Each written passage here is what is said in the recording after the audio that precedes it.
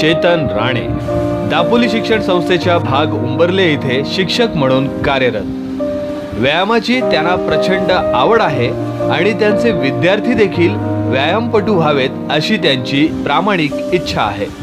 मी एक शिक्षक आहे आणि व्यायामापासून काय तरुणाई दूर होत चाललेली आहे।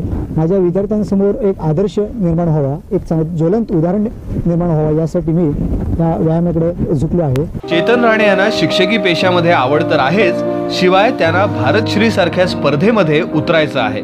भारतश्री सारख्या स्पर्धेमध्ये उतरण्यासाठी प्रचंड कष्ट घ्यावे लागतात, शिवाय आहार सुद्धा वेगळ्या प्रकारचा असतो। त्यासाठी गरज लागते ती आर्थिक पाठबळाची।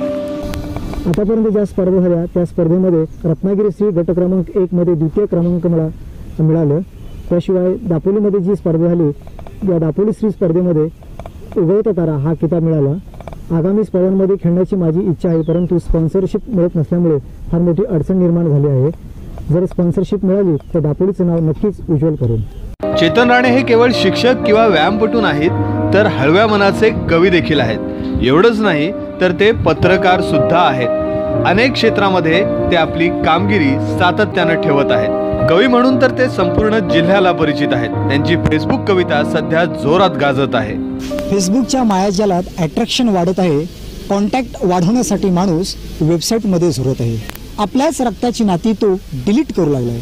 आपल्याच रक्ताची नाती तो डिलीट करू लागलाय। मात्र ट्विटर, फेसबुक, व्हॉट्सअपमध्ये नवी नाती जोडू लागलाय, नवी नाती जोडू लागली। विज्ञानाच्या करामतीमध्ये फेसबुकची किमया न्यारी आहे।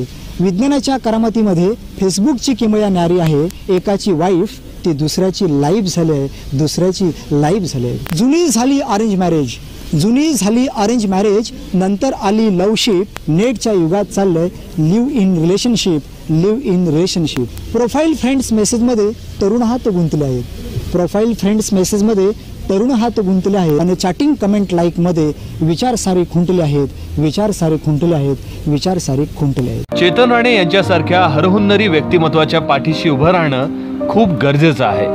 त्यांच्या स्वप्नामध्ये दापोलीकरांनी सहभागी होऊन त्यांना पाठबळ दिलं तर दापोलीची शान नक्कीच ते उंचावतील, यात कुठल्याही प्रकारची शंका नाही। माय कोकण, दापोली।